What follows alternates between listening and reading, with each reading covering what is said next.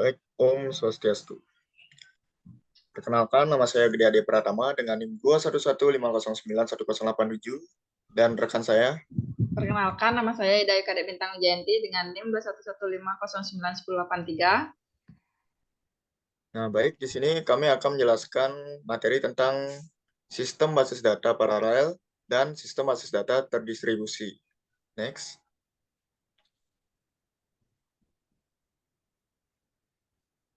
Nah, dan berikut nama anggota kelompok kami.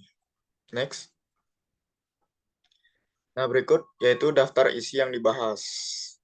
Yang pertama yaitu pengertian sistem basis data paralel. Yang kedua, tujuan sistem basis data paralel. Yang ketiga, kekurangan dan kelebihan paralel. Yang keempat yaitu arsitektur database paralel. Yang kelima, paralelisme query. Dan yang keenam yaitu teknik pemartisian data. Next. Nah, yang pertama yaitu pengertian sistem basis data paralel. Next. Nah, berikut penjelasannya yaitu basis data paralel merupakan salah satu alternatif arsitektur selain basis data terpusat yang bekerja dengan menggunakan lebih dari satu prosesor. Nah, basis data paralel memiliki 3 macam variasi dalam implementasinya, yaitu shared disk, shared memory, dan shared nothing. Dalam sistem ini, banyak CPU bekerja secara paralel untuk meningkatkan kinerja melalui implementasi paralel dari berbagai operasi seperti memuat data, membangun indeks, dan mengevaluasi query. Proses paralel membagi tugas besar menjadi banyak tugas yang lebih kecil dan menjalankan tugas yang lebih kecil secara bersamaan pada beberapa node atau CPU. Akibatnya, tugas yang lebih besar selesai lebih cepat. Sistem database paralel meningkatkan pemrosesan dan input atau output dipercepat dengan menggunakan banyak CPU dan disk yang bekerja secara paralel. Next. Nah, adapun keuntungan dalam menggunakan share memory multiple CPU, yaitu yang pertama, komunikasi antar CPU sangat efisien. Data dapat diakses oleh CPU apapun tanpa dipindahkan dengan perangkat lunak. Sebuah CPU dapat mengirimkan banyak pesan ke CPU lain lebih cepat dengan menggunakan penulisan memori, yang biasanya memakan waktu kurang dari 1 mikrodetik, dibandingkan dengan pengiriman pesan melalui mekanisme komunikasi. Yang kedua yaitu overhead, komunikasi rendah, karena memori utama dapat digunakan untuk tujuan ini dan layanan sistem operasi dapat dimanfaatkan untuk memanfaatkan CPU tambahan. Next. Nah, adapun keuntungan dalam menggunakan shared disk multiple CPU, yaitu yang pertama arsitektur shared disk multiple untuk menyeimbangkan beban, karena data tidak harus demikian dibagi secara permanen di antara CPU yang tersedia. Yang kedua, karena setiap CPU memiliki memori sendiri. Bus memori bukanlah hambatan. Yang ketiga, menawarkan solusi biaya rendah untuk memberikan tingkat toleransi kesalahan dalam hal CPU atau kegagalan memori. CPU lain mengambil alih tugasnya. Karena database ada di disk, itu dapat diakses dari semua CPU. Dan yang keempat yaitu menemukan penerimaan dalam aplikasi yang luas. Next. Nah, selanjutnya yaitu tujuan basis data paralel. Nah, tujuan basis data paralel yaitu tujuan dari sistem basis data paralel ini biasanya untuk memastikan bahwa sistem basis data dapat terus bekerja dengan kecepatan yang dapat diterima, meskipun ukuran basis data dan jumlah transaksi meningkat. Meningkatnya kapasitas sistem dengan meningkatkan paralelisme menyediakan jalur pertumbuhan yang lebih mulus bagi perusahaan daripada mengganti sistem terpusat dengan mesin yang lebih cepat. Sistem basis data paralel biasanya dirancang dari bawah ke atas untuk memberikan kinerja biaya terbaik dan cukup seragam dalam arsitektur mesin, situs, atau komputer. Next. Nah, berikutnya yaitu keunggulan dan kerugian database paralel. Next. Nah, keunggulan dan kerugian database paralel. Yang pertama yaitu keunggulan. Nah, keunggulannya yaitu keunggulan dari database paralel, yaitu meningkatkan throughput atau scale up. Yang kedua, peningkatan waktu respon atau percepatan. Yang ketiga, yaitu berguna untuk aplikasi untuk meminta database yang sangat besar dan untuk memproses tingkat transaksi yang dapat sangat besar atau dalam urutan ribuan transaksi per detik. Peningkatan kinerja yang substansial. Nah, yang keempat yaitu peningkatan ketersediaan sistem. Berikut yang kelima, fleksibilitas yang besar. Dan yang keenam yaitu kemungkinan untuk melayani sejumlah besar pengguna. Nah, selanjutnya yaitu kerugiannya. Yang pertama yaitu kerugian dari database paralel, yaitu lebih banyak biaya di awal. Yang kedua, masalahnya interferensi. Dan yang ketiga yaitu masalah miring. Next. Nah, selanjutnya yaitu arsitektur database paralel. Next. Nah, yang pertama yaitu manfaat arsitektur shared disk. Manfaat arsitektur shared disk yang pertama yaitu arsitektur shared disk mudah untuk menyeimbangkan beban karena data tidak harus dibagi secara permanen di antara CPU yang tersedia. Yang kedua, karena setiap CPU memiliki memorinya sendiri. Bus memori bukanlah hambatan. Yang ketiga, ini menawarkan solusi biaya rendah untuk memberikan tingkat toleransi kesalahan jika terjadi kegagalan CPU atau memori. CPU lain mengambil alih tugasnya karena basis data ada di disk yang dapat diakses dari semua CPU. Dan yang keempat, ini telah menemukan penerimaan dalam aplikasi yang luas. Next. Nah, berikutnya keterbatasan shared disk architecture.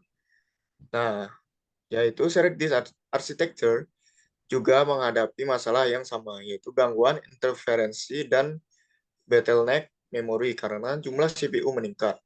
Semakin banyak CPU yang ditambahkan, CPU yang akan ada diperlambat karena peningkatan persaingan untuk akses memori dan bandwidth jaringan. Arsitektur shared disk juga memiliki masalah skalabilitas. Interkoneksi ke subsistem disk menjadi hambatan, terutama ketika database membuat sejumlah besar akses ke disk. Berikut yaitu gambarnya, gambar arsitekturnya. Berikutnya, next, manfaat arsitektur shared disk. Nah, yaitu manfaatnya arsitektur shared disk noting meminimalkan pertengkaran antar CPU dengan tidak berbagi sumber daya dan karena itu menawarkan tingkat skabilitas yang tinggi. Karena referensi disk lokal dilayani oleh disk lokal di setiap CPU. Arsitektur shared routing mengatasi batasan yang mengharuskan semua I per O melalui jaringan interkoneksi tunggal. Hanya query, akses ke disk non-lokal, dan relasi hasil yang melewati jaringan. Next. Keterbatasan arsitektur shared routing, yaitu arsitektur shared routing sulit untuk menyeimbangkan beban.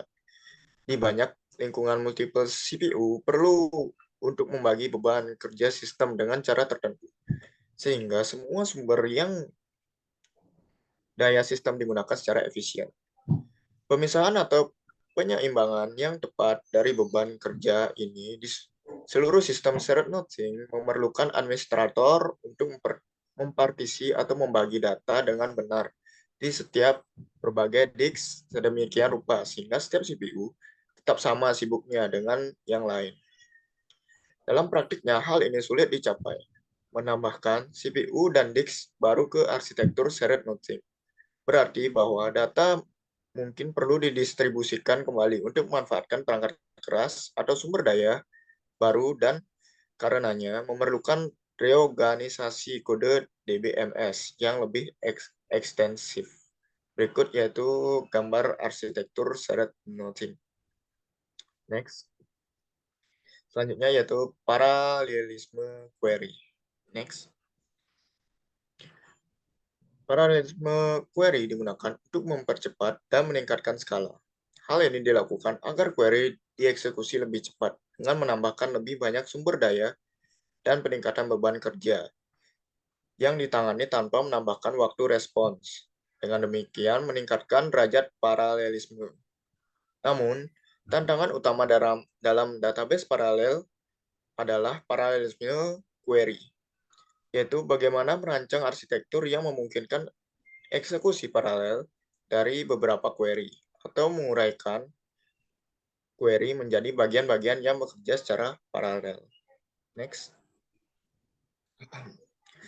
Selanjutnya yaitu materi teknik partisi data.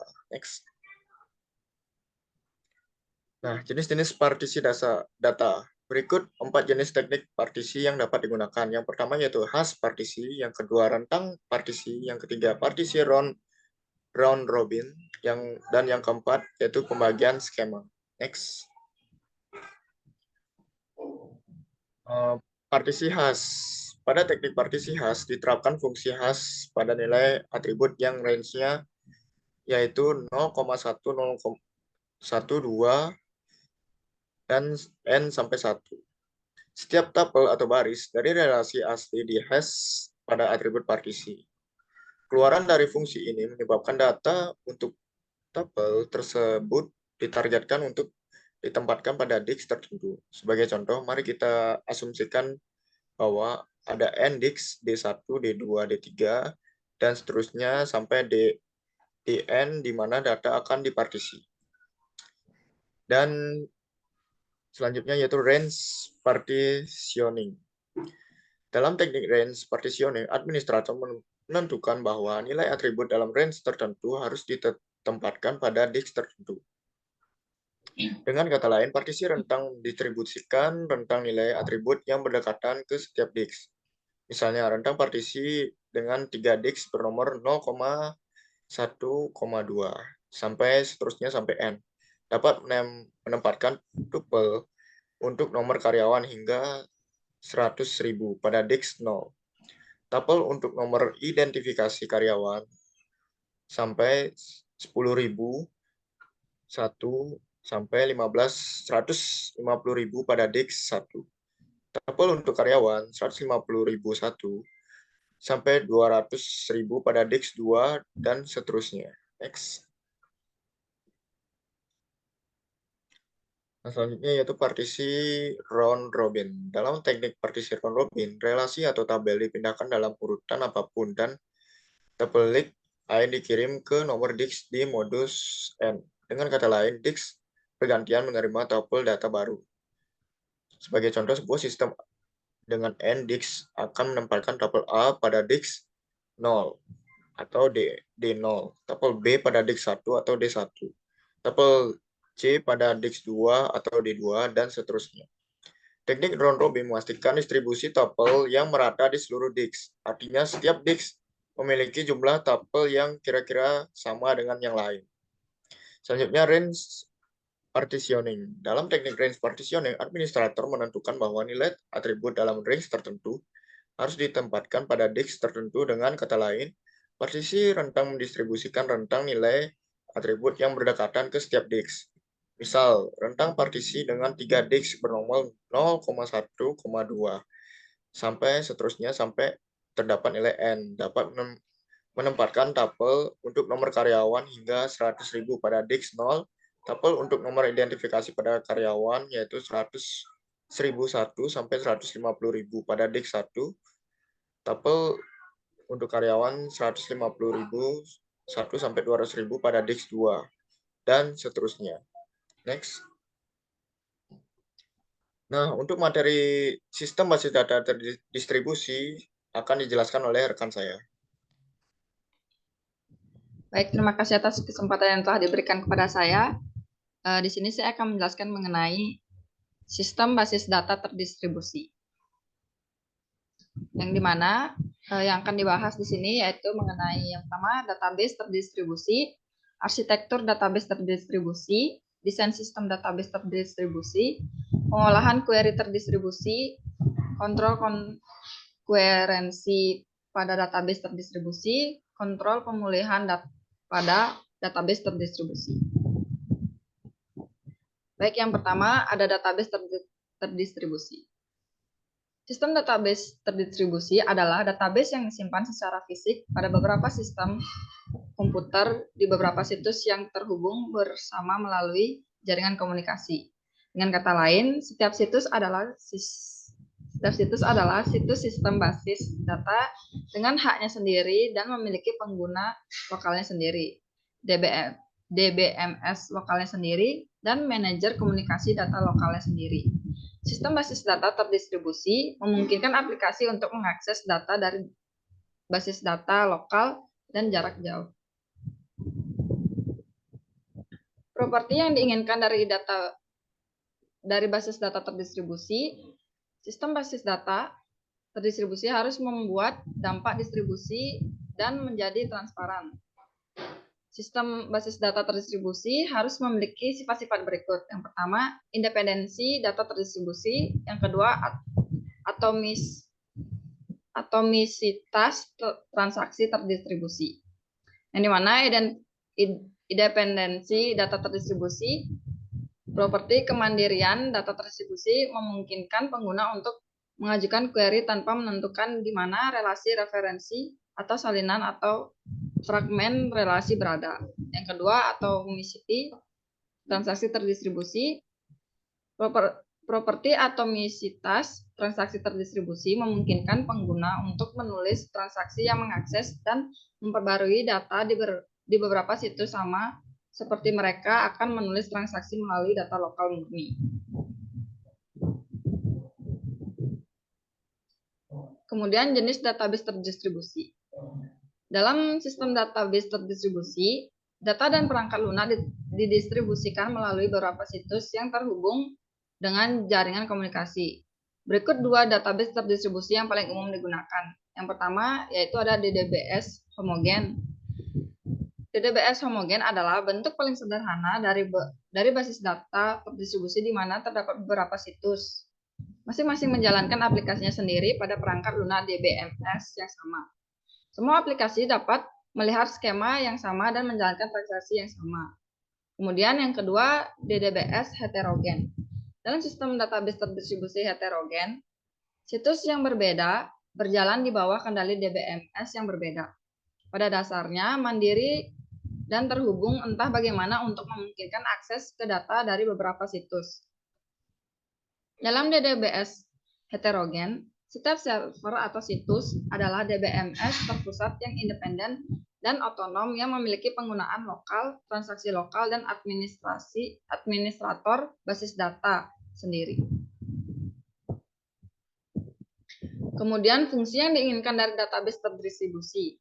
Sistem manajemen basis data terdistribusi harus dapat menyediakan fungsi tambahan berikut dibandingkan dengan DBMS terpusat. Yang pertama, kemampuan melacak data, distribusi data, fragmentasi, dan replikasi dengan memperluas katalog DDBMS. Yang kedua, kemampuan manajemen data yang direplikasi untuk mengakses dan menjaga konsisten item data yang direplikasi. Yang ketiga, kemampuan untuk mengelola pemrosesan query terdistribusi untuk mengakses situs jarak jauh dan transmisi query. Kemudian adapun keuntungan database terdistribusi. Berbagi data di mana pengguna di satu situs dapat mengakses data yang berada di situs lain dan pada saat yang sama mempertahankan kontrol atas data di situs mereka sendiri. Yang kedua, peningkatan efisiensi pemrosesan dengan menjaga data tetap dekat dengan titik yang paling sering digunakan. Yang ketiga, pengelolaan data terdistribusi yang efisien dengan berbagai tingkat transparansi. Adapun kelemahan database terdistribusi. Yang pertama yaitu pemulihan kegagalan lebih kompleks, peningkatan kompleksitas dalam desain dan implementasi sistem, transparansi yang meningkat mengaruh pada kompromi antara kemudahan pengguna dan biaya overhead untuk menyediakan transparansi. Kemudian yang kedua ada arsitektur database terdistribusi. Berikut 3 arsitektur yang digunakan dalam sistem database terdistribusi. Yang pertama, arsitektur client atau server.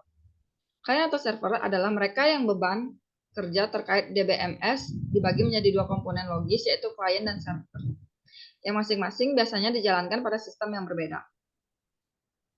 Klien adalah pengguna sumber daya, sedangkan server adalah penyedia sumber daya. Arsitektur klien atau server memiliki satu atau lebih proses klien dan satu atau lebih proses server. Arsitektur klien atau server terdiri dari komponen utama sebagai berikut. Yang pertama, klien berupa intelligent workstation sebagai titik kontak pengguna. Yang kedua, server DBMS sebagai sumber daya umum yang melakukan tugas khusus untuk perangkat yang meminta layanan mereka. Yang ketiga, jaringan komunikasi yang menghubungkan klien dan server. Kemudian yang keempat, aplikasi perangkat lunak yang menghubungkan klien, server, dan jaringan untuk membuat arsitektur logis tunggal. Manfaat arsitektur basis data atau server. Arsitektur ini relatif sederhana untuk diimplementasikan karena pemisahan fungsionalitas yang bersih dan karena server terpusat. Adapun keterbatasan arsitektur basis data klien atau server, yang dimana tidak mengizinkan satu query menjangkau beberapa server karena proses klien harus mampu memecah query tersebut menjadi subquery yang sesuai untuk dijalankan di situs yang berbeda dan kemudian menyusun jawaban untuk subpertanyaan. Yang kedua ada kolaborasi sistem server. Dalam arsitektur server kolaborasi ada beberapa server basis data. Masing-masing mampu menjalankan transaksi terhadap data lokal yang secara kooperatif mengeksekusi transaksi yang mencakup beberapa server.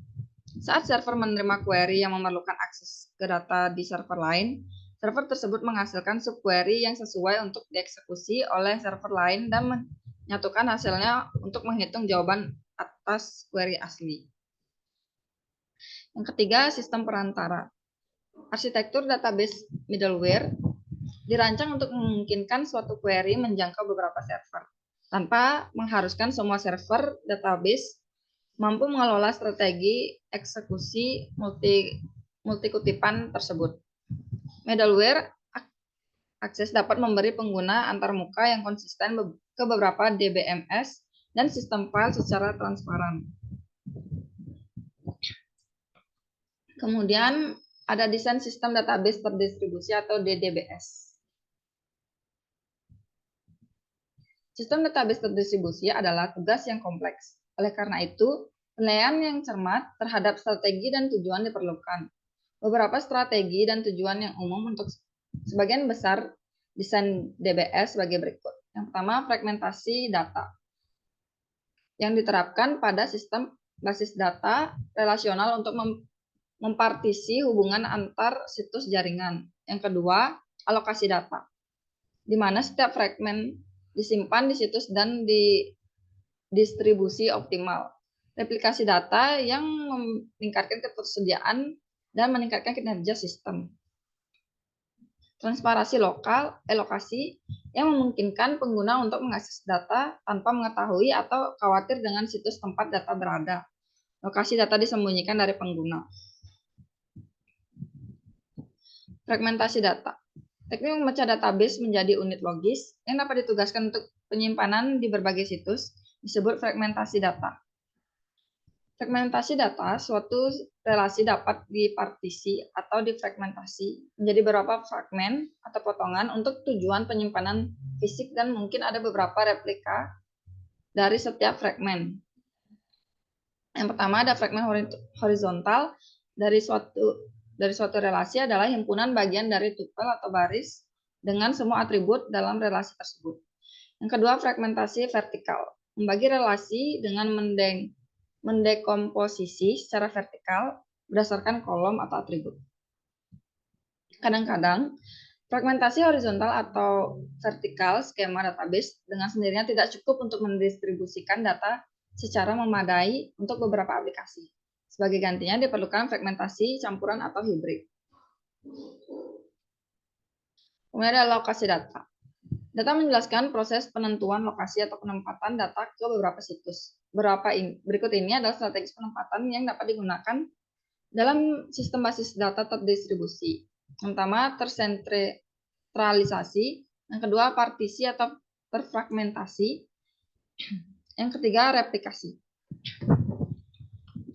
Dalam kasus strategi terpusat, Seluruh basis data tunggal dan DBMS disimpan satu situs. Namun, pengguna didistribusikan secara geografis di seluruh jaringan. Karena seluruh basis data berada di satu situs. Ada kehilangan seluruh sistem basis data jika terjadi kegagalan pada situs pusat. Oleh karena itu, keandalan dan ketersediaan rendah. Kemudian ada pengolahan query terdistribusi. Dalam DDBMS, query mungkin memerlukan data dari database yang didistribusikan di lebih dari satu situs. Relasi yang berbeda mungkin berada di situs yang berbeda. Banyak salinan dari satu relasi dapat didistribusikan di antara beberapa situs. Atau satu relasi mungkin dipartisi menjadi subrelasi dan subrelasi ini didistribusikan ke banyak situs untuk mengevaluasi permintaan yang dikeluarkan di situs tertentu. Mungkin diperlukan untuk mentransfer data antar berbagai situs. Selanjutnya ada kontrol koherensi pada database terdistribusi. Seperti yang telah didiskusikan bahwa database sistem distribusi berada di beberapa situs, kontrol integritas data menjadi lebih bermasalah. Karena data didistribusikan, aktivitas transaksi dapat terjadi di sejumlah situs dan sulit untuk menjaga urutan waktu di antara tindakan. Kontrol koherensi menjadi sulit ketika dua atau lebih transaksi dijalankan secara bersamaan pada waktu yang sama dan keduanya memerlukan akses ke catatan data yang sama untuk menyelesaikan pemrosesan. Dalam DDBS, mungkin ada banyak salinan dari catatan yang sama karena adanya fragmentasi data dan replikasi data. Oleh karena itu, semua salinan harus memiliki nilai yang sama setiap saat atau transaksi dapat beroperasi dengan data yang tidak akurat. Selanjutnya, penguncian terdistribusi. Mengunci adalah metode kontrol konkurensi paling sederhana di DDBS. Di DDBS, fungsi pengelolaan kunci didistribusikan ke beberapa situs. Dalam kasus penguncian terdistribusi, transaksi mengirimkan pesan ke situs pengelola kunci yang meminta kunci yang sesuai pada item data tertentu. Jika permintaan kunci dapat segera diberikan, manajer kunci menjawab dengan mengabulkan permintaan tersebut. Jika permintaan tidak sesuai dengan status penguncian item data yang diminta saat ini, permintaan akan ditunda hingga dapat diberikan. Setelah ditentukan bahwa permintaan kunci dapat diberikan, pengelolaan kunci mengirimkan pesan kembali ke pemrakarsa yang telah mengabulkan permintaan kunci. Selanjutnya, keuntungan dan kerugian dari penguncian terdistribusi. Keuntungannya, yang pertama, implementasi sederhana. Kedua, mengurangi tingkat kemacetan. Yang ketiga, overhead yang cukup rendah. Membutuhkan 2 transfer pesan untuk menangani permintaan kunci dan 1 transfer pesan untuk menangani permintaan buka kunci. Kerugiannya yang pertama yaitu penanganan kebuntuan yang lebih kompleks karena permintaan kunci dan buka kunci tidak dilakukan di satu situs. Yang kedua, kemungkinan kebuntuan antar situs bahkan ketika tidak ada kebuntuan dalam satu situs. Kebuntuan terdistribusi. Kontrol koherensi dengan algoritma berbasis penguncian dapat mengakibatkan kebuntuan. Kebuntuan harus dideteksi dan diselesaikan dalam DDBS dengan membatalkan beberapa transaksi kebuntuan. Dalam DDBS, setiap situs mempertahankan grafik menunggu lokal atau LWG dan siklus dalam grafik lokal menunjukkan kebuntuan. Namun, dapat terjadi kebuntuan meskipun tidak ada grafik lokal yang berisi siklus. Selanjutnya, kontrol pemulihan dalam database terdistribusi. Seperti pemulihan lokal, pemulihan basis data terdistribusi bertujuan untuk menjaga atomisitas dan daya tahan transaksi terdistribusi. Database harus menjamin bahwa semua pernyataan dalam transaksi terdistribusi atau tidak terdistribusi, baik melakukan atau memutar kembali sebagai satu unit. Efek dari transaksi yang sedang berlangsung harus tidak terlihat oleh semua transaksi lain di semua situs. Di DDBS MS, transaksi yang diberikan dikirimkan di satu situs, tetapi dapat mengakses data di situs lain juga. Dalam kontrak pemulihan atomisitas transaksi harus dipastikan. Saat transaksi dilakukan, semua tindakannya di semua situs yang dijalankan harus tetap ada. Demikian pula, ketika transaksi dibatalkan, tidak ada tindakan yang harus dibiarkan berlanjut. Kontrol pemulihan dalam sistem terdistribusi biasanya didasarkan oleh protokol commit 2 phase atau 2 PC atau protokol commit 3 phase atau 3 PC. Commit 2 phase atau 2 PC adalah teknik paling sederhana dan paling banyak digunakan untuk pemulihan dan kontrol koherensi di lingkungan basis data terdistribusi. Mekanisme 2PL menjamin bahwa semua server basis data yang berpartisipasi dalam transaksi terdistribusi, baik semuanya commit atau batalkan semua. Sesuai dengan namanya, protokol two-phase commit memiliki dua fase, yaitu fase voting dan fase keputusan. Pada fase voting, subtransaksi diminta untuk memilih kesiapan mereka untuk melakukan atau membatalkan. Pada fase keputusan apakah semua subtransaksi harus dilakukan atau dibatalkan, dibuat dan dilakukan. Adapun kelemahan dari two-phase, yang pertama yaitu kegagalan koordinator subtransaksi dapat mengakibatkan transaksi diblokir dari penyelesaian hingga koordinator dipulihkan. Yang kedua, kebutuhan koordinator menghasilkan lebih banyak pesan dan lebih banyak overhead. Kemudian komitmen 3 phase atau 3 phase adalah perpanjangan dari protokol commit 2 fase. Ini menghindari batasan pemblokiran dari protokol commit 2 fase. 3 PC adalah non pemblokiran untuk kegagalan situs, kecuali jika terjadi kegagalan semua situs. Itu menghindari pemblokiran bahkan jika situs koordinator gagal selama pemulihan. Tujuan dari 3 PC adalah untuk menghapus periode ketidakpastian bagi peserta yang telah memilih komit dan sedang menunggu pembatalan global atau komitmen global dari koordinator. Adapun keuntungannya yaitu 3 PC tidak memblokir situs. Dan kekurangannya 3 PC menambah biaya overhead dan biaya.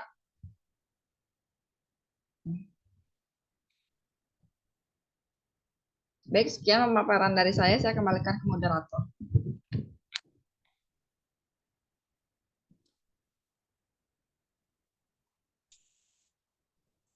Materinya dari Bintang. Baik, sekian dari presentasi dari kelompok kami. Apabila ada salah kata, mohon dimaafkan. Baik, kami tutup dengan para mesanti. Om Santi Santi Santi Om.